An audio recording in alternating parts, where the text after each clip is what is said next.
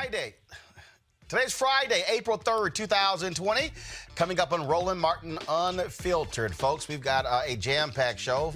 Lieutenant General Russell Honore is going to be here. He says that, what the hell is the Trump administration doing? He said Jared Kushner has no idea with what the hell he's doing when it comes to this pandemic. In addition to that, we're also going to be joined by Congresswoman Pressley of Massachusetts. She talks about the impact of coronavirus, especially on the health of African Americans.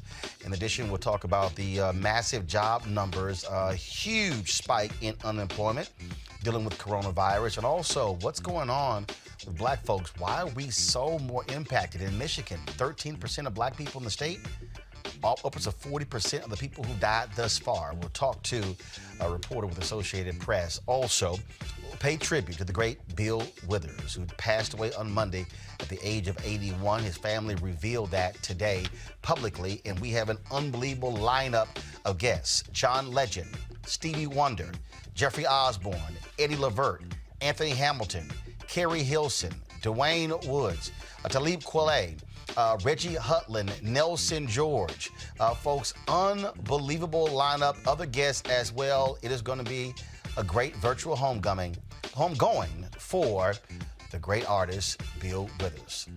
It's time to bring the funk on Roland Martin Unfiltered. Let's go. He's got it. Whatever the miss, he's on it. Whatever it is, he's got the scoop, the fact, the find. And when it breaks, he's right on time and it's rolling. Best believe he's knowing. Putting it down from sports to news to politics. With entertainment just for kicks, he's rolling. It's Uncle Roro, y'all. It's Roland Martin, yeah. Rolling with Roland now. He's funk, he's fresh, he's real, the best, you know he's Roland Martin now.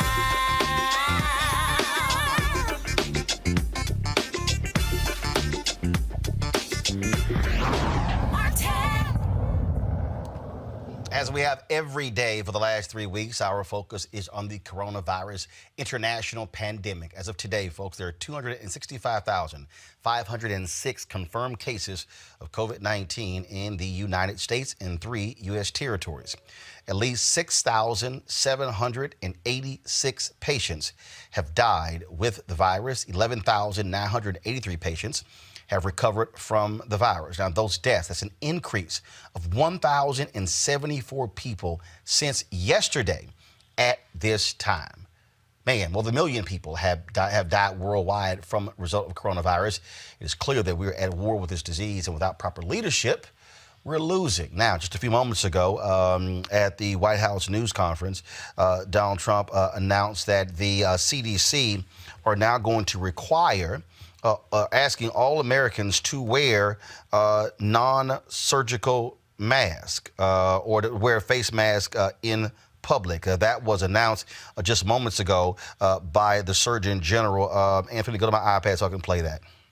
Great question that you ask. It's a fair question that you ask. I want to unpack the evolution of our guidance on masks because it has been confusing to the American people.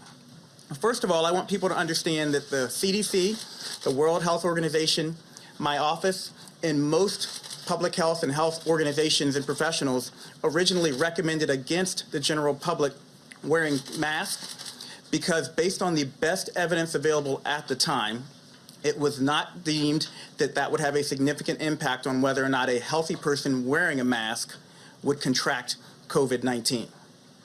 We have always recommended that symptomatic people wear a mask because if you're coughing, if you have a fever, if you're symptomatic, you could transmit disease to other people. What has changed in our recommendation?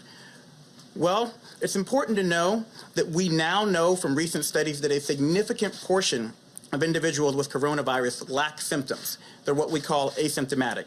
And that even those who eventually become pre-symptomatic, meaning that they will develop symptoms in the future, can transmit the virus to others before they show symptoms. This means that the virus can spread between people interacting in close proximity. For example, coughing, speaking, or sneezing, even if those people were not exhibiting symptoms. In light of this new evidence, CDC recommends and the task force recommends wearing cloth face coverings in public settings where other social distancing measures are difficult to maintain. These include places like grocery stores and pharmacies. We especially recommend this in areas of significant community-based transmission. That is the decision, again, shortly from the White House. Joining us right now to talk about this response, some might say greatly confusing, is retired Army General Russell Honore. Glad to have you back on the show, General Honore. Hello, Roland. Good to be with you. Yesterday, it was interesting. For the first time, Jared Kushner came out to address the public, and he made some comments that many people found to be pretty confusing, suggesting that somehow that he needed to be able to come in and knock down these walls to be able to get government to work with each other in the private sector, and how Donald Trump asked him to step in. Then he also made this crazy comment by stating that the federal stockpile wasn't for the purpose of the states, which is actually on the government website. They went and changed it after he made the comment. What did you make of what the hell he was talking about? That boy didn't know what the hell he was talking about. He's making stuff up. And then overnight, the crime was to go change the website to try and match what he said. So there's a bunch of people complicit in covering him saying something, didn't know what the hell he was talking about. So the guy made a mistake. We can make a mistake and misquote something. But the purpose of the national stockpile, you can go back to the National Defense Authorization Act, to the money Congress passed every year for the government. It funds the national stockpile for the use of the federal government as needed in supporting anything that happened in the world or anything that happened here in the United States, where we need that stocks that it's on hands. He had no idea what the hell he's talking about. But the sad thing, they went change the website to match his words. These people are unscrupulous. They are unbelievable. And Daniel Dale, who is a reporter who basically, even when he was working in Canada, tracks the lies, if you will, of Donald Trump. And this is what he posted. This here is I'm showing right now the screenshot of from the website. Anthony, go to my iPad of the Strategic National Stockpile. To all y'all, this was the screenshot from yesterday, people. It says Strategic National Stockpile is the nation's largest supply of life-saving pharmaceuticals and medical supplies for use in a public health emergency severe enough to cause local supplies to run out. When state, local, tribal, and territorial responders request federal assistance to support their response efforts, the stockpile ensures that the right medicines and supplies get to those who need them most during an emergency.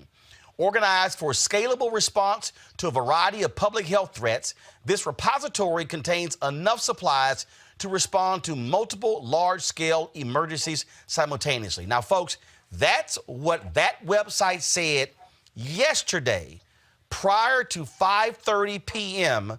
before yesterday's briefing. This, folks, is what you will now see if you go to that website. The Strategic National Stockpile's role is to supplement state and local supplies during public health emergencies. Many states have products stockpiled as well.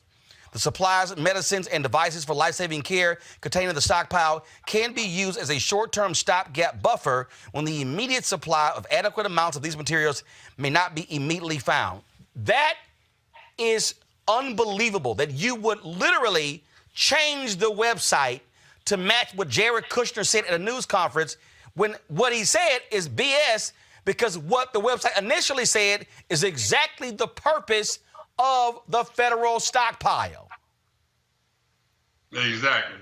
You know, this is what happened when you bring family and volunteers into the White House. Every principal around the White House have to take an oath. I ever wonder, did Jared and his sister ever take an oath to support and defend the Constitution of the United States? Because they cannot be held accountable for what they say. If the CDC guy or the Surgeon General said that, they could be questioned and said, hey, did you lie to the American people? Did you lie as a commissioned officer who swore an oath to support and defend the Constitution? He'll walk this guy, come make stuff up, then overnight change the website to match his words. This is like a gangster operation, if I've ever seen one. And I don't know what Jared's doing, but he needs to go find something else to keep himself busy, because this is too complex for him to jump in and try to learn this complex system. It took me 37 years to learn it, and he can't walk in and start making stuff up and try to solve this issue in the middle of this disaster, Roland. And what gets me, General, let's not act as if FEMA has not had to deal with national emergencies before. I mean, you actually have, it's the Federal Emergency Management Agency. Not only that, were you bothered yesterday by that admiral, I believe, who when he said that they are delivering federal equipment to private companies to distribute, as if the federal government doesn't have planes and trucks? It is the weirdest statement I've ever heard by a commissioned officer. That admiral is the vice director for logistics for the Joint Chiefs of Staff. I've never heard the government participate in something like this. So literally, the air bridge that they've arrived, most of this stuff is coming out of China. They arrange the aircraft to come here. The airplane land, let's say it's in New York. Then they take half of the supplies FEMA take control of. Then they let the private sector have the other half. What kind of deal is that? And then government paying twice for this stuff. Right, and then with the private, what they're doing is they're then turning around. See, the private sector is then turning around and then trying to sell masks to states for $6, $7, $8, $9, $10 and normally cost $1. And we'll put a brother in jail for selling a cut CD. You know what I mean? What's wrong with this? This makes no sense. Last month, you don't need a mask. This month, yeah, we think you need a mask. It's unbelievable. The truth keeps changing, Roland. Well, and not only that, first of all, he bristled at the news conference when he was asked, where's Dr. Fauci? And Trump was like, well, sometimes I have him here, sometimes he doesn't. And my deal is we trust Fauci more than we trust you. The thing here that for a lot of people out there who don't understand, and again, I've never been in the military, but trust me, as a journalist, I've covered enough disasters, hurricanes, tornadoes. I've interviewed enough people in the military. Our military is used to moving stuff real fast, real quick, all over the world. This idea that our military, I've had 2 4-star generals on here, Lloyd Austin and Kip Ward. Our military can move faster than give me a break. So these guys are trying to act as if like, oh no, we've got to have these companies in their truck. They do these things every single day. And no, the problem is that Donald Trump has aligned with the Chamber of Commerce, and these people are making millions and billions from this national emergency, and that's the real deal. It's called disaster capitalism. It happened after every disaster. Favored companies get the big contracts. They take the money off the top. Look, Roland, this same FEMA region that's dealing with New York, FEMA Region 2, they have not repaired the houses in Puerto Rico. They have not repaired the houses in St. Croix. And now we're asking them to deal with the hottest spot in America. And they're doing this with an acting FEMA director. What in the hell is going on? But let's roll it. Let's talk about this for a minute, because our people got to know we've survived a lot worse. We got to take care of one another.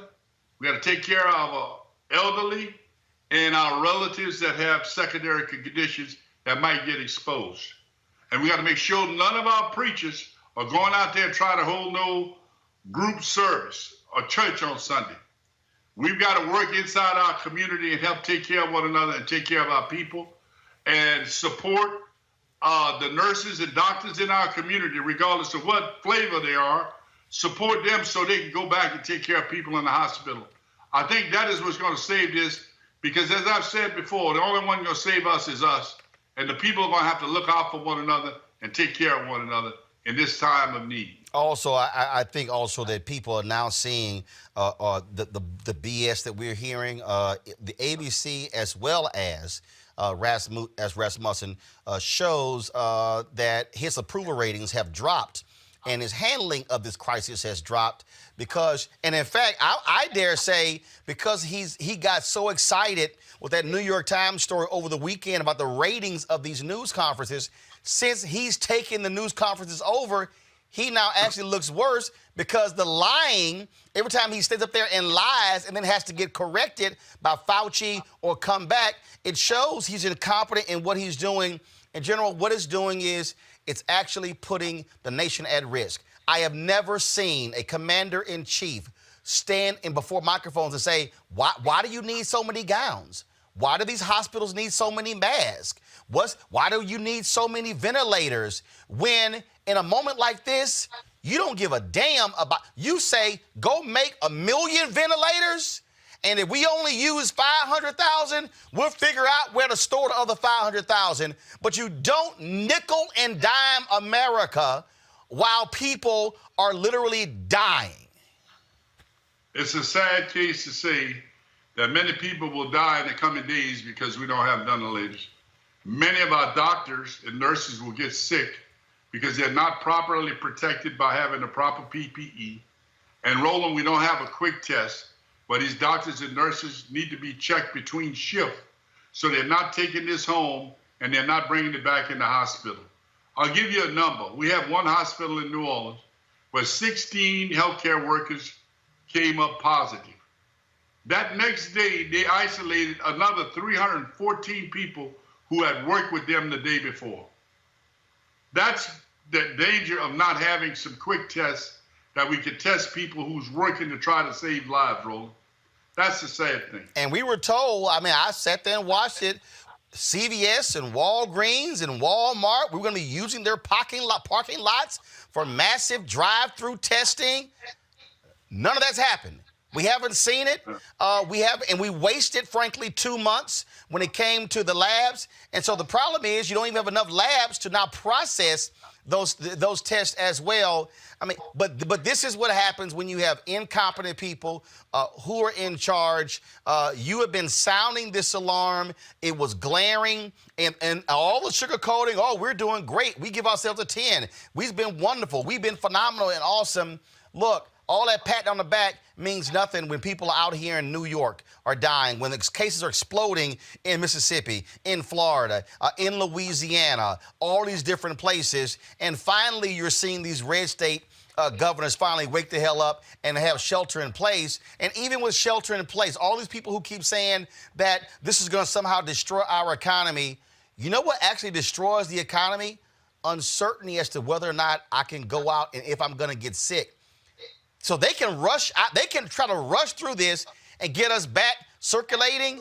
But what kills you is people say, I don't know if I don't want to go to work or go out because I might catch it and might die.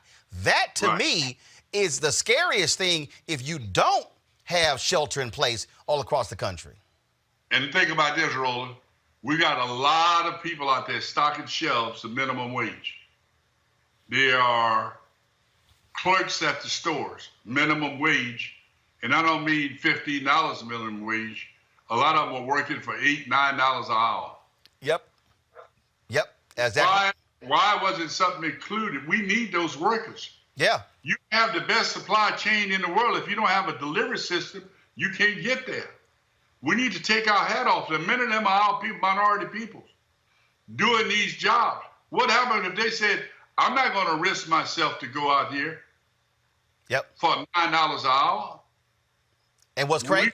We witness to them, and we see them in the store, we got to thank them, Martin. And what's crazy is we now know that the coronavirus can actually somehow stay on boxes. And so we also got to make sure that they have been tested because they're the ones who are also touching goods, things along those lines. And here's the last thing, General, the point that you just made. What this coronavirus pandemic has also shown everybody, the people who get overlooked in our society, nurses, teachers, medical professionals, store stockers, all the people who, truck drivers, all those people, we need every single one of them. Otherwise, we can't even go to the store and buy goods. Isn't that quite interesting? Yeah, and we ought to use this time, all of our friends you got coming on, to put some hellified heat on Walmart to pay our people a living wage and with health care. There's no reason why they're not paying people a decent wage with health care, because right now many of those workers have to go on Medicaid and ask the government to take care of them, because Walmart is more worried about profit than they are taking care of their people. And now is the time to put the heat on them. Retired General Russell Honore, always appreciate your candor and honesty. Thanks a lot for joining us. God bless. Take care of our people. Test, test, test. Yes, sir. You take care of yourself as well. Folks, earlier today, I had a chance to talk with Congresswoman Pressley of Massachusetts about this coronavirus pandemic. But remember, she also was impacted when she had to self-quarantine when she was possibly exposed to this whole issue. Here's my conversation with her. All right, Congresswoman Ayanna Pressley, always glad to see you. Talk about your personal coronavirus scare. I mean, you had to self-quarantine yourself. Just share with our folks how scary that was for you and your family. Yeah. No, absolutely. So this was, probably 14 days ago, and the situation was much different than it is now for our country, right? But what happened is that I was experiencing shortness of breath, tightness in my chest, fevers, and my symptoms were not subsiding. And I was considered high risk because my colleague that I sit next to in financial services, Representative Ben McAdams, had tested positive and in fact was hospitalized. And so I had been exposed. I also have asthma, and I also have alopecia, which is an autoimmune disease. And so for all of those reasons, I was considered high risk. So sort of what happened is I had these symptoms. They were not going away. I contacted my PCP. She then conducted an online triage. That's how they determine what category you fall into, recommended or referred me to a testing center. I went there to Mass General and was tested both for the flu and also COVID-19. Fortunately tested negative for COVID-19. I did have the flu, and so that is what was going on. But it was very frightening, and the thing that I was thinking about, my mind was racing about a lot of things, but just that if you are sick, you are also going through this alone. My husband was ready to, fight folks because he was not going to be able to be with me. And for anyone, because you have to also prioritize containment. So you're not feeling well, you're afraid. And then the people that would normally calm you and comfort you, you can't be in proximity to you. So you are completely going through this alone. But I just, I thank God that my test was negative, and I continue to lift up and send up prayers for all those that are battling this virus and for the surviving family members, for those that we have tragically already lost to this pandemic.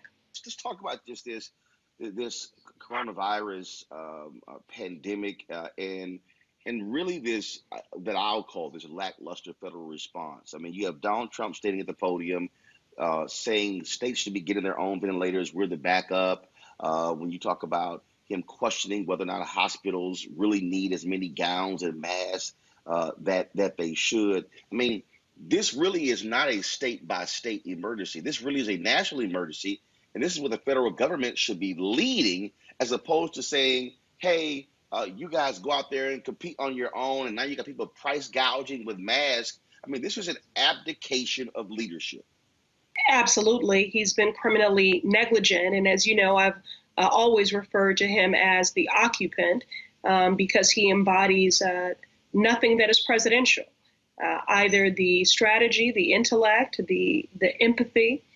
And so what he's been doing it's just that. It's criminally negligent. It's the misinformation, just reckless and irresponsible. And we're going to continue to do everything we can, albeit remotely, to conduct the role of oversight of this administration while we're in the midst of this pandemic. But that won't only be while we're in the eye of this storm. It'll be beyond that. And there will be accountability. We'll better understand who knew what and when, and they'll be taken to account.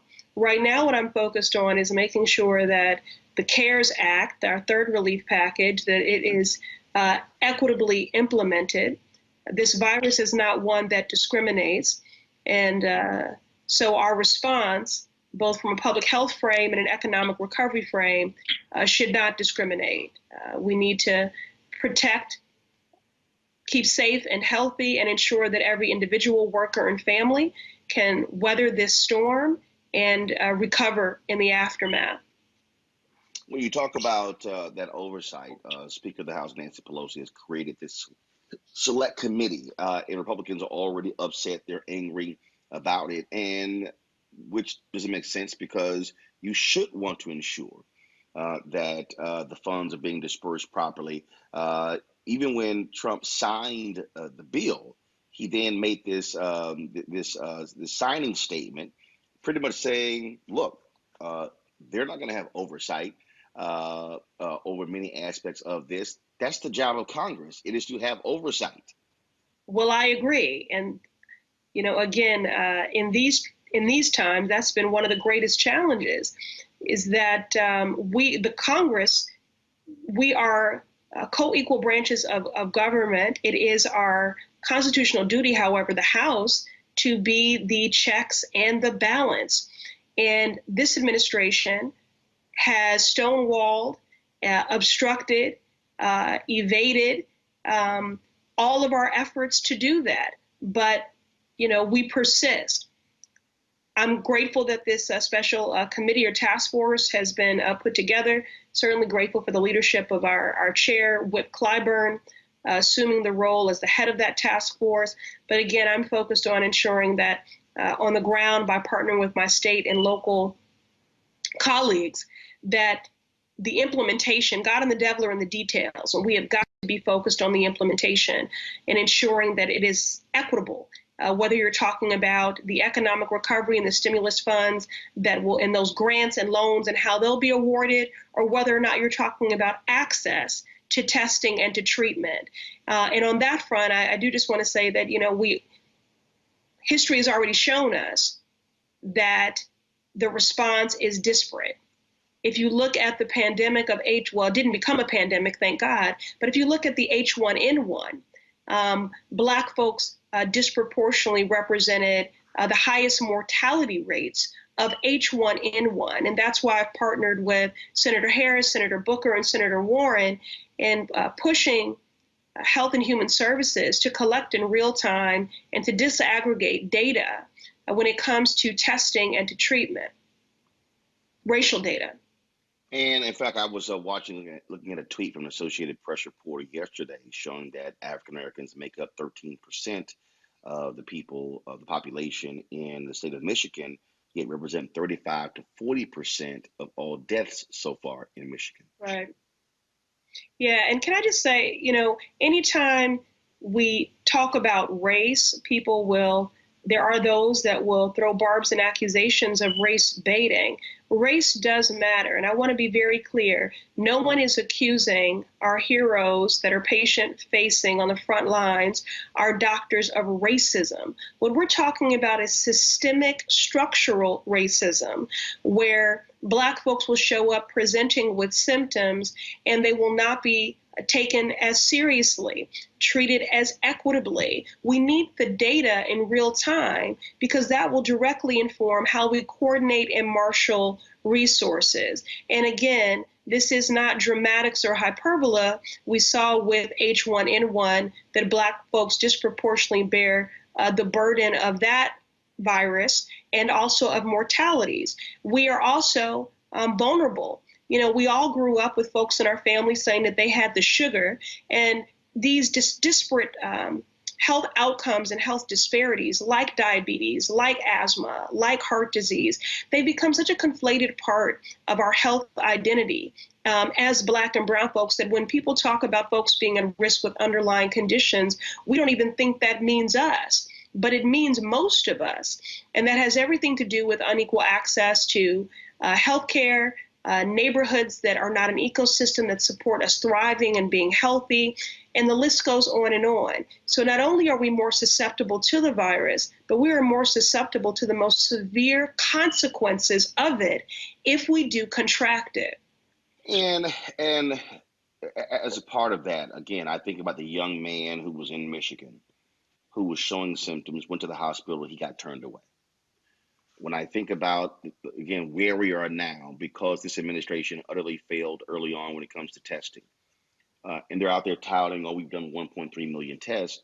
But the problem is there's a big Rose Garden news conference where Trump has CVS and Walgreens and Walmart and how we're going to be doing all of this testing in parking lots. But the problem is that hasn't happened. But even if you did have massive drive-through testing, you don't have the capacity in the laboratories to be able to process it, again, because we pretty much screwed around for 30 to 60 days. That's right. And so we're still sort of stuck in this conundrum where there are people out there who are actually sick who can't get tested. There's a nurse. Her name is Veronica. She follows me on Twitter. She just tweeted me last night, and she said, I've been admitted to the hospital where I work. She was just tested. She was showing symptoms last week, Congresswoman. And she, as a nurse working at this hospital, could not get a test. Now she has it. She's been admitted.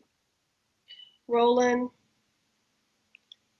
it's just criminal. There is blood on the hands of Donald Trump and his administration.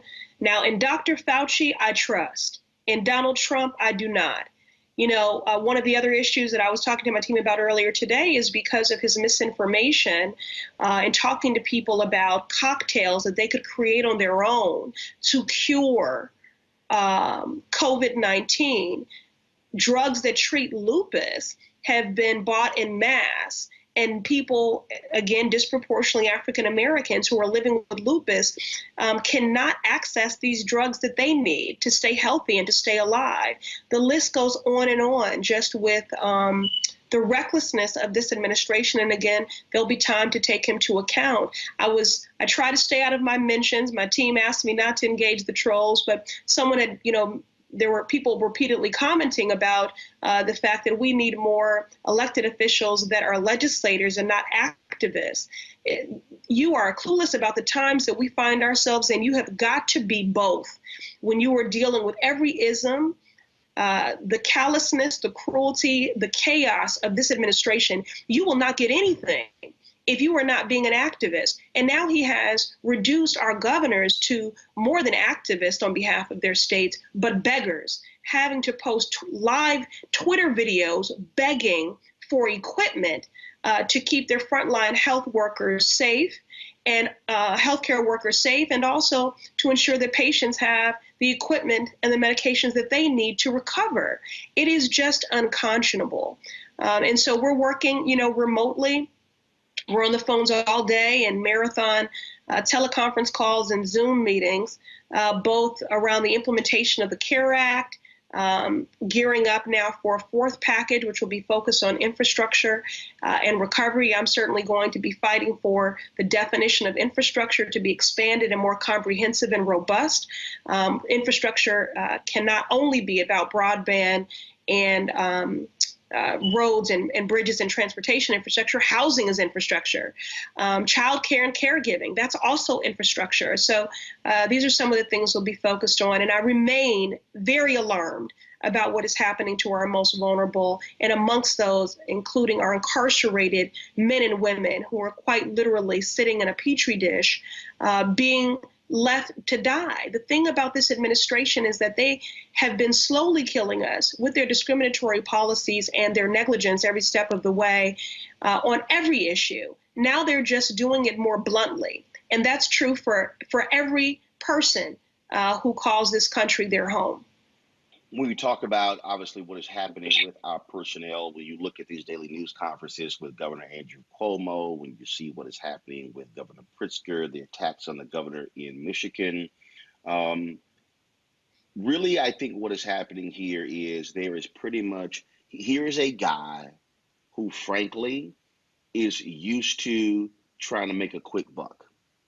And I think what is happening is, I think what he is doing is he is prioritizing the ability frankly, for these businesses and these companies to make a whole bunch of money off of this situation, as opposed to using the power of the federal office to be able to say, not going to happen.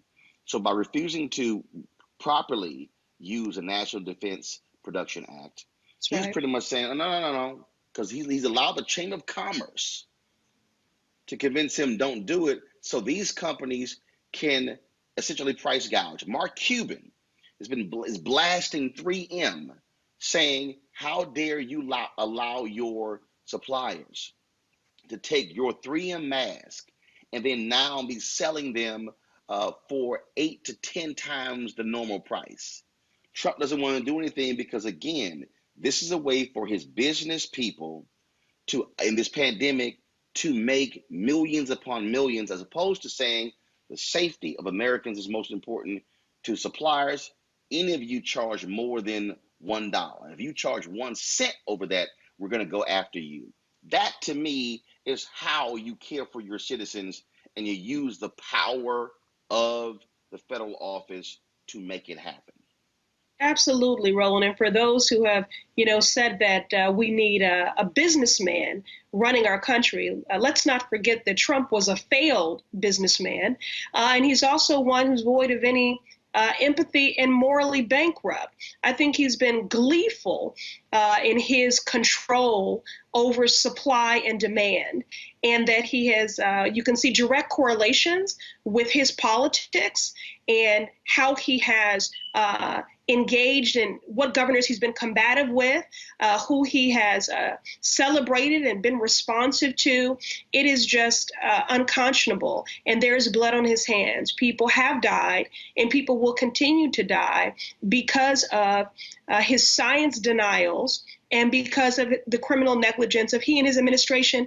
And I appreciate you, Roland, excuse me, parsing your words, because I see folks online saying the federal government is failing us. No, Donald Trump is failing you and our Republican colleagues. The federal government is not failing you, because this Democratic majority Congress fought hard to make that CARES Act, which was just a massive bailout for corporations, to fight tooth and nail, to center individuals, families, and workers.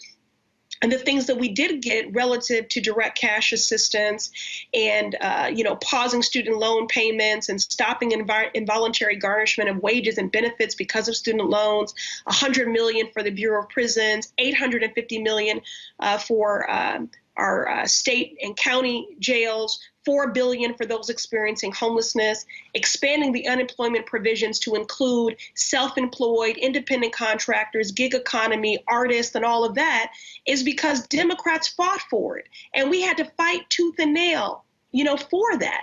So the federal government is not failing you. This Democratic majority-led Congress and our colleagues on the Senate side are fighting tooth and nail. But it's a shame we have to fight this hard just to center the humanity and dignity of all people.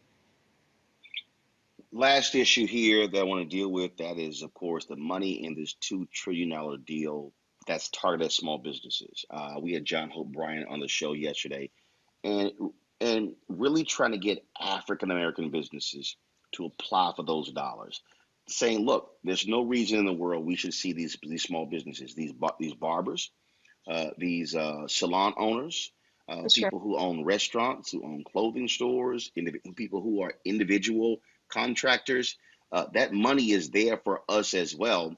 And so just please speak on how vital that is for Black businesses to not procrastinate, to not think it's not for them, to access those dollars so we don't lose those businesses and people aren't really suffering more, and the people who they employ aren't suffering. That money is meant to keep them employing their people.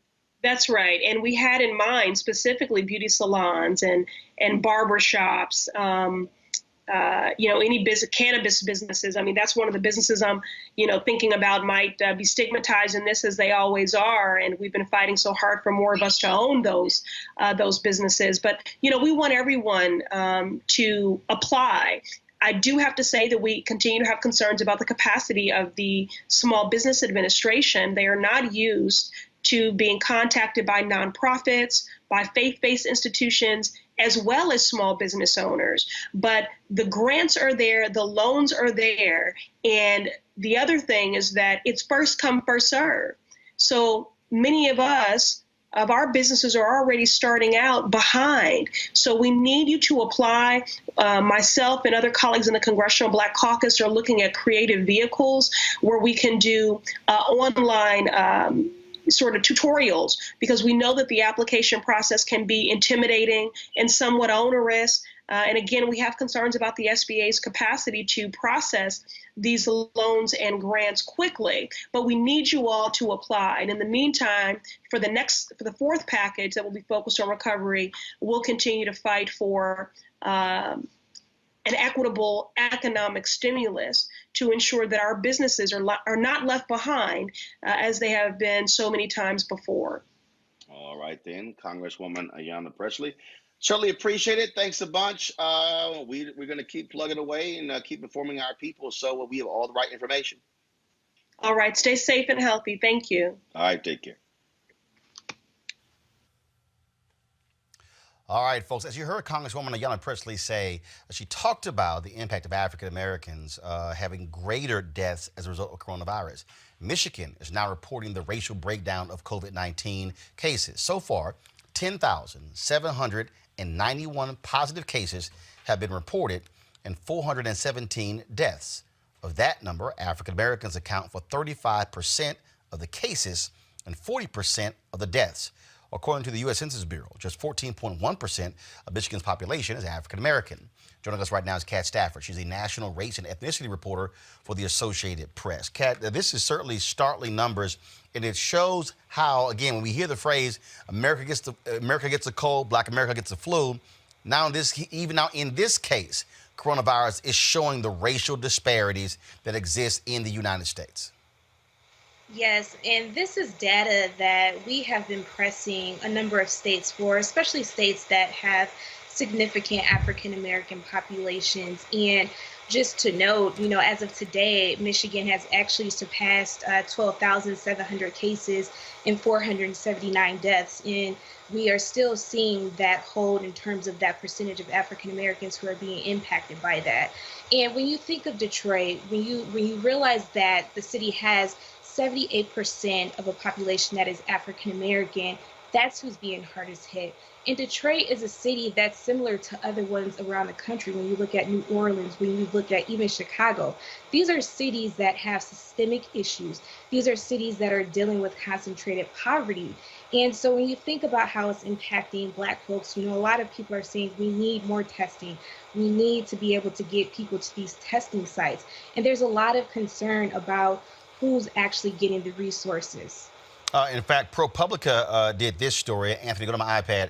As of Friday morning, African Americans made up almost half of Milwaukee County's 945 cases and 81% of its 27 deaths in a county whose population is 26% Black. And again, Milwaukee is one of the few places tracking the racial breakdown.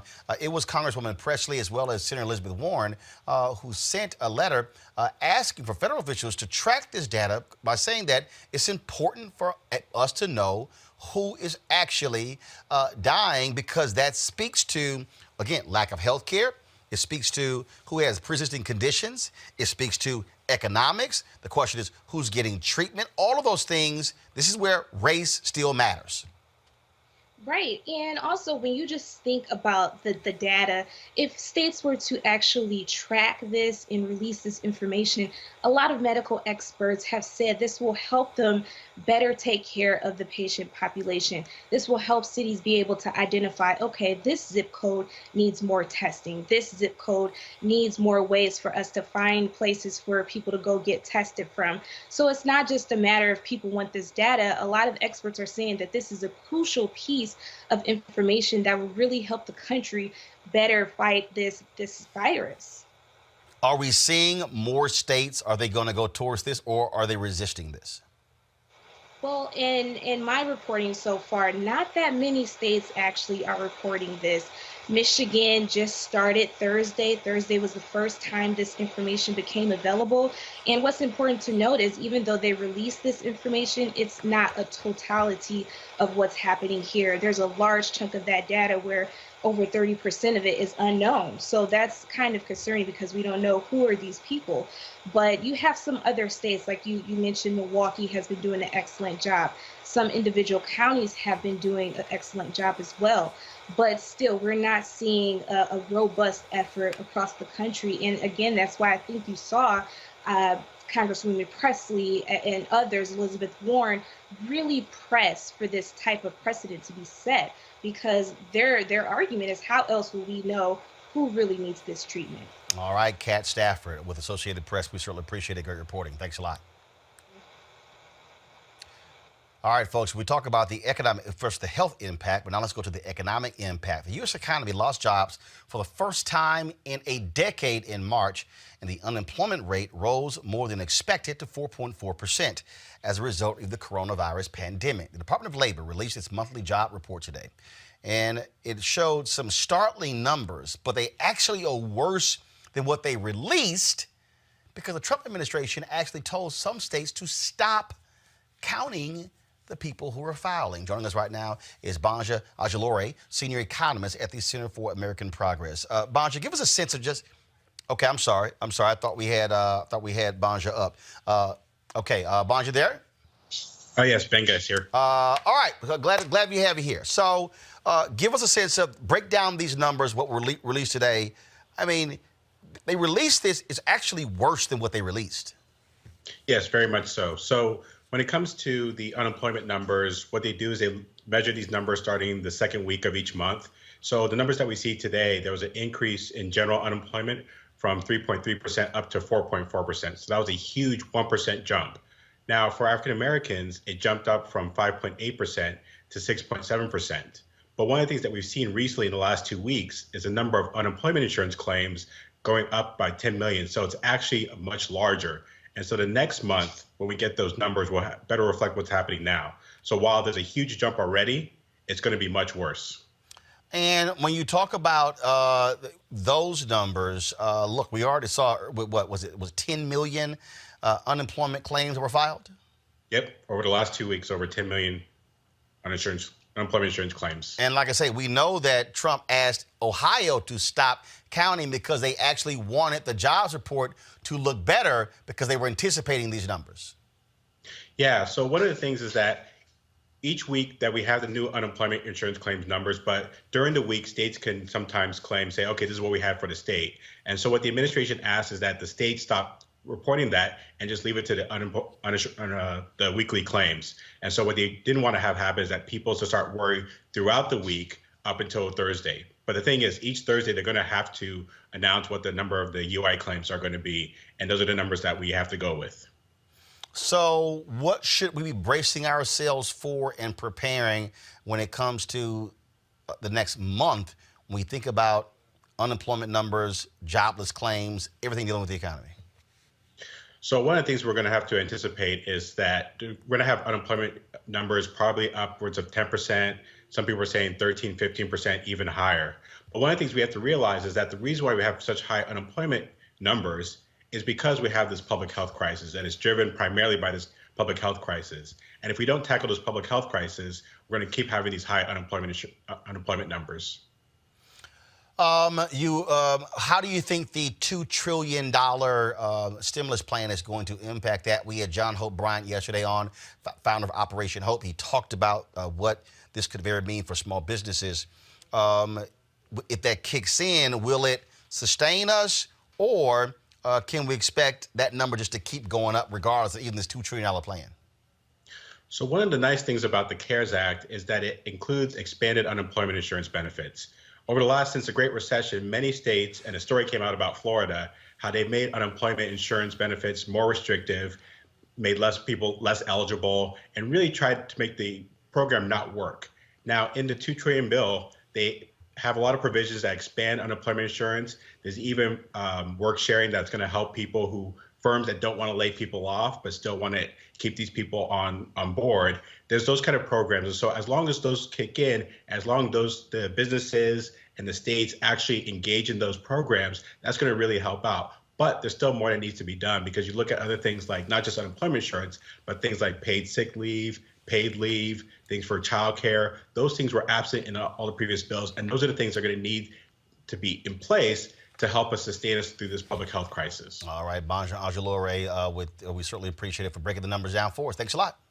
Thank you. All right, folks, now it's time for our weekly American Worker segment.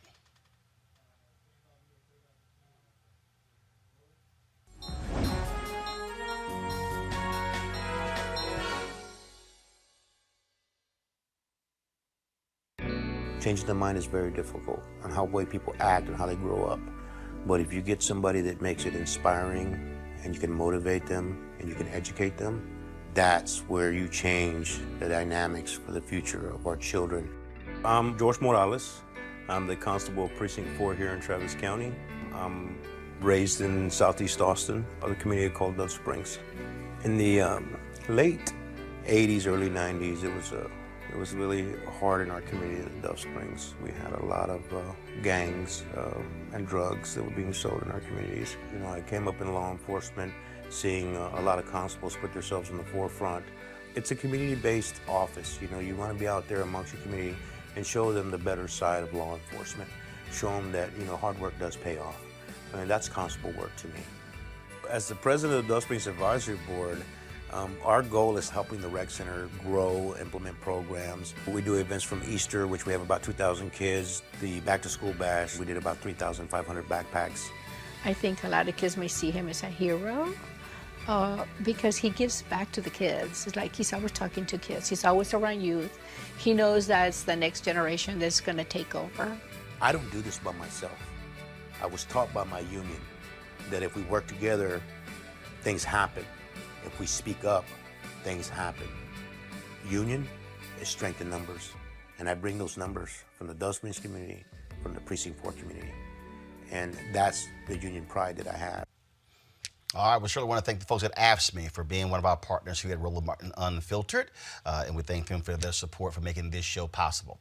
All right, folks, breaking news out of Tennessee. That state has repealed a law that tried to impose criminal penalties and fines on groups that register people to vote. The Lawrence Committee for Civil Rights Under Law, along with their partners, sued Tennessee. The state knew the law was discriminatory and unconstitutional, according to the lawyers. Well, guess what? They've now realized that, and this, of course, is a huge win for the people of Tennessee. Also, some other breaking news here in Chicago. Cook County Judge Tony Preckwinkle has fired the chief architect, Anthony, go to my iPad, of the COVID-19 response, who is the chief operating officer for the county, for that particular county. Dr. Terry Mason, of course, a longtime doctor there, was fired by the county judge today. No reason given why all of a sudden in the midst of this, she would fire Dr. Terry Mason. I've known Dr. Mason for years, an amazing doctor, used to be with the city of Chicago, and was a chief medical officer for Cook County, then became the chief operating officer, the number 2 official for the county. I reached out to him, have not heard back. And again, no reason why the county judge, Tony Preckwinkle, has made that, county board president Tony Preckwinkle has made that decision to actually fire him from that position. So we'll be getting more details on that when we can. All right, So a lot of y'all always asking me about some of the pocket squares that I wear. Now, Robert don't have one on. Now, I don't particularly like the white pocket squares. I don't like even the silk ones. And so I was reading GQ magazine a number of years ago, and I saw this guy who had this pocket square here, and it looks like a flower. This is called a shibori pocket square. This is how the Japanese manipulate the fabric to create this sort of flower effect. So I'm going to take it out and then place it in my hand so you see what it looks like. And I said, man, this is pretty cool. And so I tracked down, it took me a year to find a company that did it. And so they basically about 47 different colors. And so I love them because, again, as men, we don't have many accessories to wear, so we don't have many options. And so this is really a pretty cool pocket square. Now, what I love about this here is you saw when it's in the pocket, it gives you that flower effect like that. But if I wanted to also, because if I flip it and turn it over, it actually gives me a different type of texture. And so therefore it gives me a different look. So there you go. So if you actually want to get one of these shibori pocket squares, we have them in 47 different colors. All you got to do is go to RolandSMartin.com/pocket squares. So it's RolandSMartin.com/pocket squares. All you got to do is go to my website and you can actually get this. Now, for those of you who are members of our Bring the Funk fan club, there's a discount for you to get our pocket squares. That's why you also got to be a part of our Bring the Funk fan club. And so that's what we want you to do. And so it's pretty cool. So if you want to jazz your look up, you can do that. In addition, y'all see me with some of the feather pocket squares. My sister, who's a designer, she actually makes these. They're all custom made. So when you also go to the website, you can also order one of the customized feather pocket squares right there at RolandSMartin.com/pocket squares. So please do so. And of course, it goes to support the show. And again, if you're a Bring the Funk fan club member, you get a discount. This is why you should join the fan club. You want to check out Roland Martin Unfiltered? YouTube.com/Roland S. Martin. And subscribe to our YouTube channel. There's only one daily digital show out here that keeps it black and keep it real. It's Roland Martin Unfiltered. See that name right there? Roland Martin Unfiltered. Like, share, and subscribe to our YouTube channel. That's YouTube.com/Roland S. Martin. And don't forget to turn on your notifications so when we go live, you'll know it. Hey everybody, this is your man Fred Hammond, and you're watching Roland Martin, my man, Unfiltered. Hi, this is Essence Atkins, and you're watching Roland Martin Unfiltered. Hey yo, Peace World, what's going on? It's the Love King of R&B, Raheem Devon, and you're watching Roland Martin Unfiltered. Hi, my name is Brescia Webb, and you're watching Roland Martin Unfiltered. Ow. Well, I like a nice filter usually, but we can be unfiltered. What's going on? This is Tobias Trevelyan. And if you're ready, you are listening to and you are watching Roland Martin Unfiltered. What's up? I'm Lance Gross, and you're watching Roland Martin Unfiltered. Hi, this is Cheryl Lee Ralph, and you are watching Roland Martin Unfiltered. I mean, could it be any other way? Really? It's Roland Martin.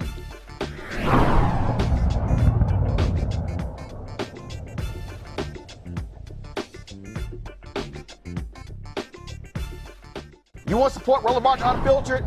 Be sure to join our Bring the Funk fan club. Every dollar that you give to us supports our daily digital show. There's only one daily digital show out here that keeps it black and keep it real as Roland Martin Unfiltered. Support the Roland Martin Unfiltered daily digital show by going to RolandMartinUnfiltered.com. Our goal is to get 20,000 of our fans contributing $50 each for the whole year. You can make this possible. RolandMartinUnfiltered.com. Hey fam, want to check out Roland Martin Unfiltered? The blackest show on all of digital, cable, and broadcast. Check out our audio podcast. There's only one daily digital show out here that keeps it black and keep it real as Roland Martin Unfiltered. Press play.